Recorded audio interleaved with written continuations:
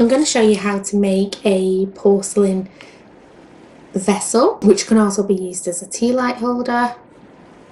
So I put a tea light in. This is made using paper clay. And the way I do it is to use a former to make this vessel.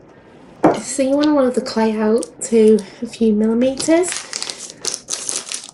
This one's in blue, really nice blue. I'm going to be using Potter's Connections stains.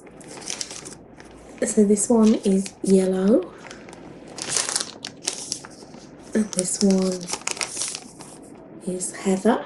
What you need to do first of all is for the former that you're going to use to make the vessel,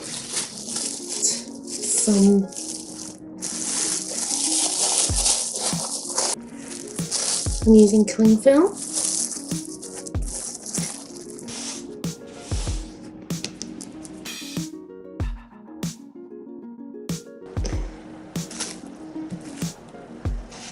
I'm going to first of all roll the clay out.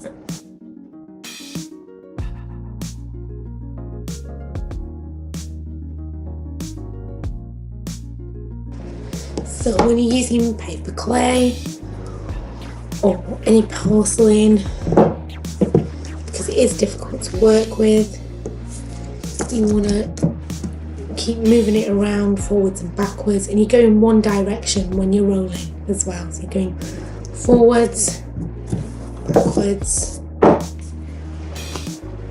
turn over, forwards, backwards. I don't need to be too exact with this because I'm going to be rolling this clay and then cutting it into strips,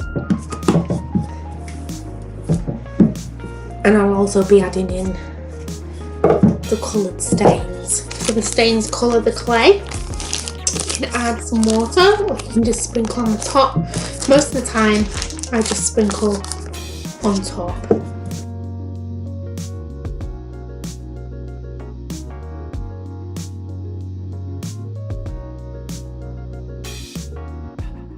Okay, this is thin enough. You can get a little bit of water and just brush that onto the paper clay.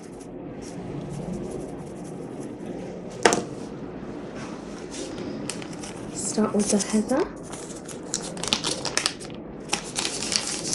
So taking a little bit.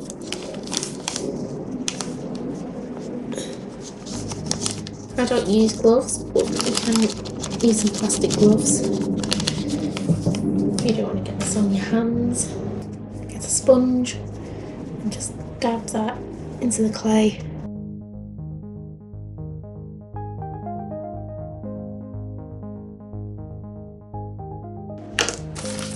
And we're going to dab in the yellow.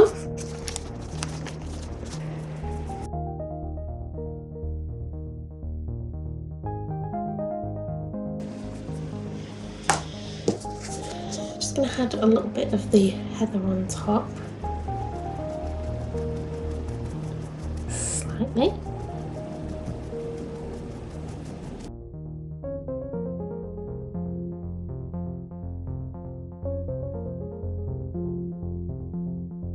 And this should be enough for me. This is enough the area that I want to colour. The rest I'm going to leave white because I want to have white bits coming through and then the colour coming through.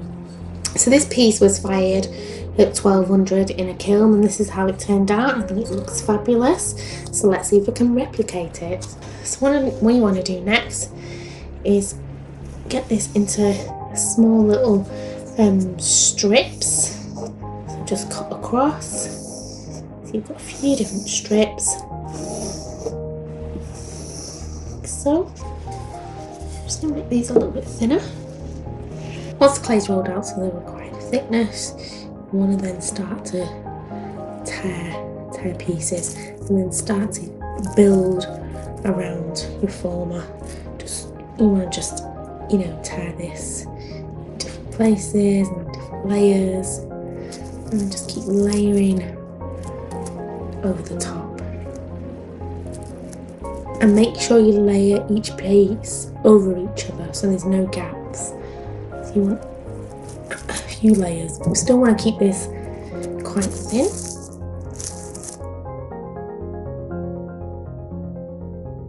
Every one I do with these is completely different. Little strips, and just keep layering over and adding and pressing, like so.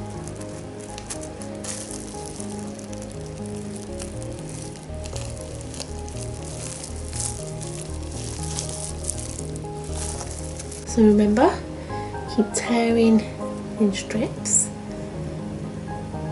and just keep layering.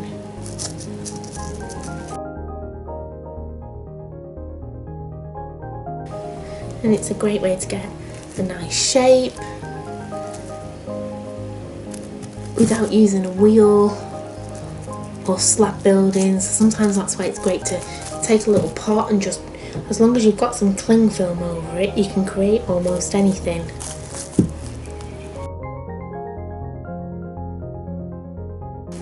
And actually I think it really looks really lovely with the different layers.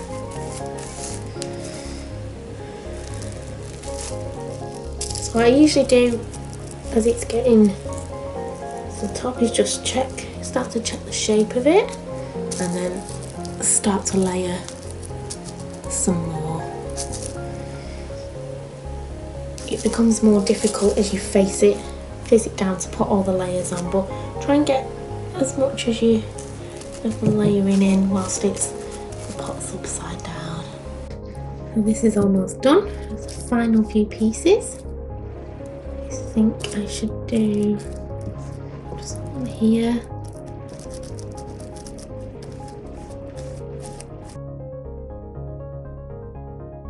You want to leave that to dry for a few hours, and then we'll pop out the former later. You want to get the former out. Let's get my little jar out straight away, really. Very gently. There you go. Look inside. It's a really nice shape. I usually leave cling film on for a little bit, because it is stuck a little bit inside. So if we give that a few hours, we'll then be able to peel the cling film away. The vessel has had a glaze firing. I'm really pleased with it. The colour hasn't gone as well as I thought. I thought it'd been a deeper purple, but it's not. What I do love is that it's translucent. I hope you liked the video. Thanks for watching, and don't forget to subscribe.